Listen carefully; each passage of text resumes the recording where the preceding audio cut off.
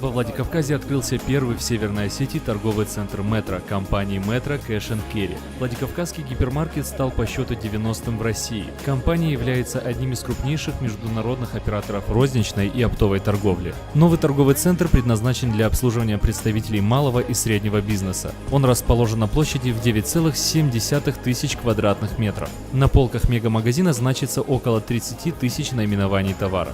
Как обещают представители компании Metro, ежегодные налоговые отчисления в бюджет республики составят от 46 до 60 миллионов рублей. В республике появится до 200 новых рабочих мест. Руководство компании заверило, что в ближайшее время на полках торгового центра появятся товары порядка 30 местных производителей, которые будут представлены в гипермаркетах Metro по всей стране.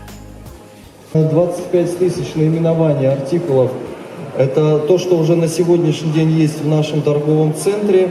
Этот ассортимент будет адаптироваться с помощью наших гостей. Мы всегда открыты к обратной связи, мы всегда открыты к каким-то потребностям. И возможности нашего отдела закупок, они действительно очень и очень широки. Еще одной местной особенностью стали надписи на вывесках на двух языках – русском и осетинском.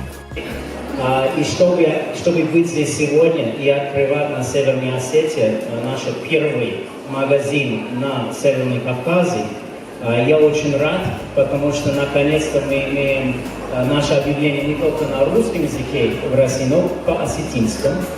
Это очень здорово. А вот как отзываются жители нашего города о ценах в новом гипермаркете Metro. Самые дорогие цены на товары местных производителей.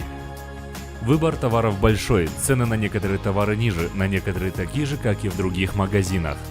Будете идти в Metro, берите пакеты с собой. Цена за один пакет составляет 15 рублей 51 копейку. Ну а сотовые внутри категорически не работают.